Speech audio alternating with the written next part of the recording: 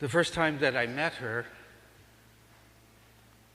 she looked at me and she said, "My Indian name is easy to remember. It sounds like talks with you in English. But in Indian, it is takwashablu. But it sounds like talks with you." She said, "Can you say my Indian name?" And so I said, "Takwashablu." She was 80 years old when I met her. She was tall and thin, and she had white hair, and she was blind. But she had a mind that was sharp as a tack. And she was a great storyteller. And she still remembered the language that she was taught as a little Indian girl, the language of the Native Americans who lived around the Puget Sound. And so she spoke the language that the Native Americans spoke 10,000 years ago. She taught me how to say, she said, "Would you like to learn how to say the sign of the cross in Lectionary, which is the name of the language?" And I said, "Sure." And so she taught me how to say the sign of the cross in Lectionary. Trois quisbad iti bida iti santa spli lo basista. And that's the language that Native Americans in this area were speaking 10,000 years ago. And it was such a beautiful language. I'd never heard anything like it in my whole life. She started to say the Hail Mary. O sisiab mali aslat agwashak tus abitab a degui qui shaksiab degui qui tus et litab lith zefhat twagui bak sladai. And I was so amazed at the language. I said, "You've got to teach me some of this." And she said, "I want to tell you a story," because she was a great storyteller.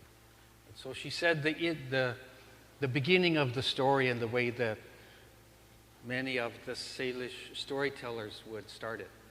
She said, "Al tudi tu hakwa." Do you know what that means? Once upon a time. Is that what you were going to say? Once upon a time. Let's see if you could say that. Al tudi tu hakwa. Al tudi tu hakwa. Once upon a time, there was a louse. You know what a louse is? It's a little bug, kind of like a bed bug. Ooh, you don't want a bed bug, right? It's a little louse. So this louse was a girl. It was a woman. So it's lady louse. So once upon a time, al tudi tu hakwa. Al tudi tu hakwa. Once upon a time, there was a lady louse. She lived in a great, big, enormous house. But she lived all alone. She didn't have any friends. She didn't have any family. She was in this great big house, as big as this church.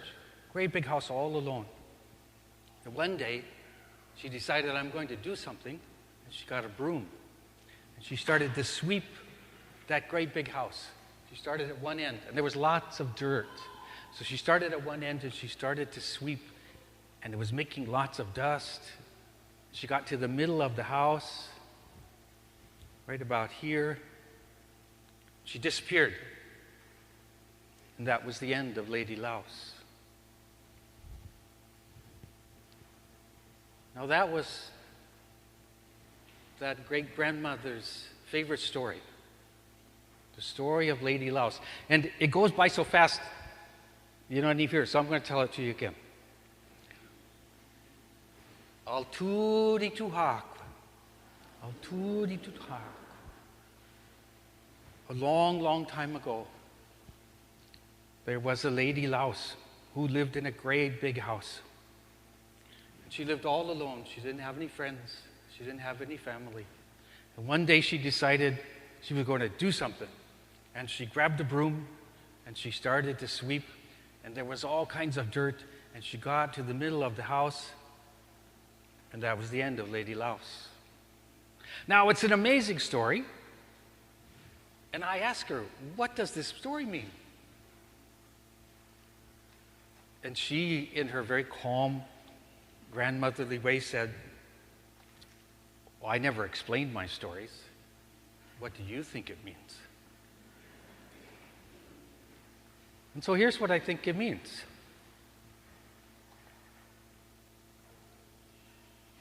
Lady Laos lived in this great big house, but she didn't have any friends. She didn't have any family. And she decided to get real busy working in that house. But she did it all by herself, all alone. And she got lost because she didn't have other people around. She didn't have somebody to help her. And she disappeared. And what she should have done was ask for some friends to come over and say, hey, I'm going to clean my house. You want to help? Or to invite some of her family to come and live in that great big house. She had plenty of room. And then she wouldn't have disappeared. But because she did it all by herself, she disappeared.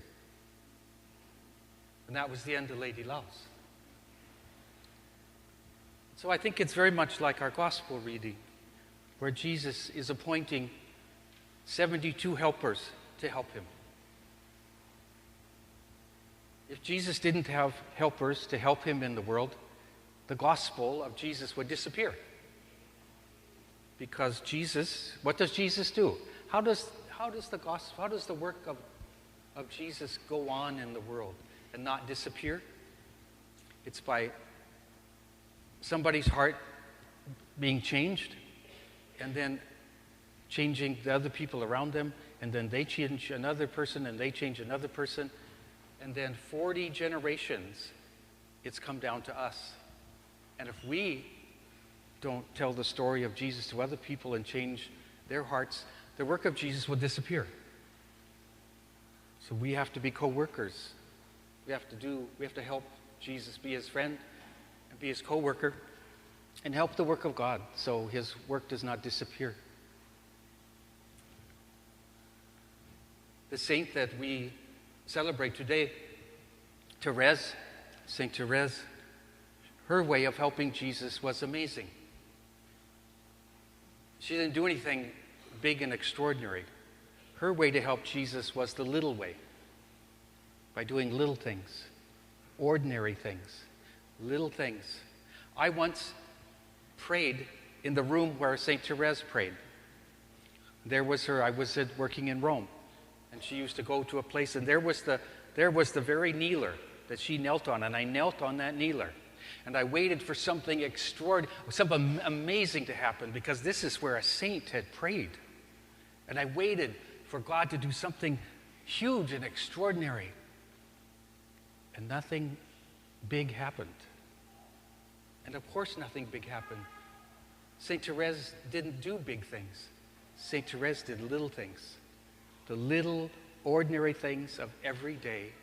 And she said, if you pick up a pen, if you just pick up a pin, a little pin, safety pin, if you pick it up the way you pick the petal off of a flower, and you pick up that pen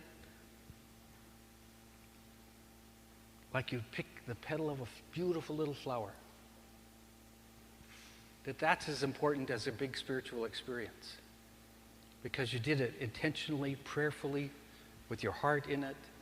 And so her way is the little way, to do the little things, but to do them like you were picking a beautiful little flower. That was her way of helping God.